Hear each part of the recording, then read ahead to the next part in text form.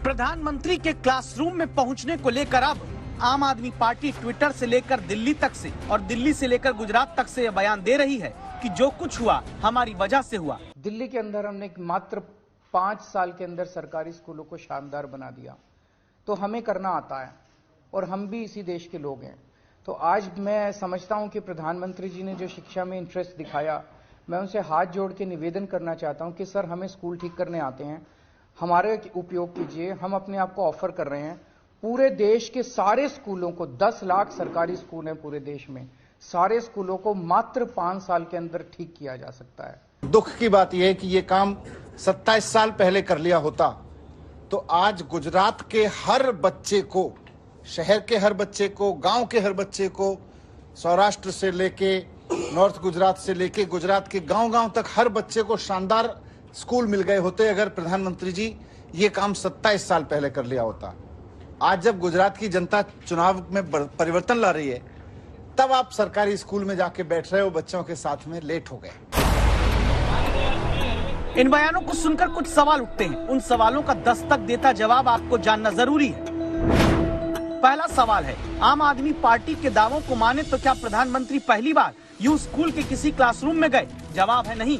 मुख्यमंत्री रहने के दौरान ही नरेंद्र मोदी स्कूलों के क्लासरूम में जाकर तमाम योजनाओं की शुरुआत और निरीक्षण करते रहे हैं। जवाब का सबूत देती है तस्वीर है जो साल 2011 की है। आम आदमी पार्टी तो तब बनी भी नहीं थी, नरेंद्र मोदी भी प्रधानमंत्री नहीं थे, गुजरात के मुख्यमंत्री थे। ये भी साल 2011 के उसी दौरान की तस्वीर है जब मुख्यमंत्री रहते सरकारी स्कूल में नरेंद्र मोदी जाकर गुणोत्सव कार्यक्रम पर जोर देते थे। ये अब से 11 साल पहले नवंबर महीने की तस्वीर है। तब चुनाव नहीं होने वाले थे। शिक्षा के विकास के लिए 3 दिन का ऐसा कार्यक्रम नरेंद्र मोदी चला रहे थे जहां सिर्फ वही नहीं बल्कि पूरा मंत्रिमंडल और सरकारी अधिकारी स्कूलों में मौजूद होते थे। गुजरात से ही आने वाले केंद्रीय स्वास्थ्य मंत्री मनसुख मांडविया भी प्रधानमंत्री के स्कूलों के क्लासरूम में जाने की पुरानी तस्वीरों के साथ ट्वीट करते हैं और मनीष सिसोदिया को कहते हैं कि पीएम मोदी सबके प्रयास की तो वकालत करते आए हैं। ये तस्वीर और पहले की, जब 2003 से छात्राओं की शिक्षा को लेकर तमाम योजनाओं की शुरुआत नरेंद्र मोदी ने मुख्यमंत्री रहते की। मुख्यमंत्री रहते हुए शाला प्रवेशोत्सव कार्यक्रम की शुरुआत गुजरात में कराई गई थी ताकि बच्चे बच्चियां जब पहली बार स्कूल आए तो उसे एक उत्सव की तरह मनाया जाए। गुणोत्सव कार्यक्रम की शुरुआत भी मुख्यमंत्री रहते नरेंद्र मोदी ने की थी, जिसमें क्वालिटी एजुकेशन पर जोर दिया जाता था। स्कूलों में बच्चों के दाखिले के अनुपात को सही करने के लिए नरेंद्र मोदी ने मुख्यमंत्री रहते ही 2003 से कन्या केलवानी योजना की पहल की थी। यही वजह है कि जब स्कूल चलाना हमें आता है की बात विरोधी करते हैं तो नरेंद्र मोदी जवाब देते हैं कि जिस शिक्षा मॉडल के दावे करते हुए स्कूल में तुम पढ़ रहे हो उसके हम प्रिंसिपल रह चुके हैं। 1 दशक पहले ही गुजरात के 15,000 स्कूलों में टीवी पहुंच चुका था। 20,000 से ज्यादा स्कूलों में कंप्यूटर एडेड लर्निंग लैब्स, ऐसी अनेकों व्यवस्थाएं बहुत साल पहले गुजरात के स्कूलों का अभिन्न अंग बन गई थी।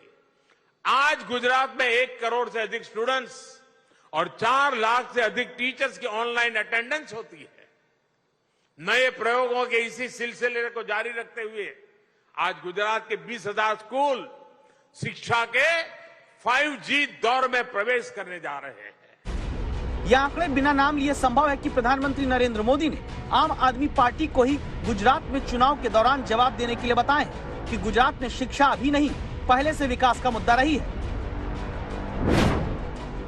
अब दूसरा सवाल उठता है, क्या दिल्ली का शिक्षा मॉडल ही देश में सर्वश्रेष्ठ है? जवाब है, आंकड़े इस बात का सबूत नहीं देते। इसलिए जरूरी है कि अब कुछ रिसर्च आप ध्यान से देखें तो आपको पीएम के क्लासरूम में पहुंचने को अपने मॉडल की जीत बताने वाली सियासत का सच पता चलेगा।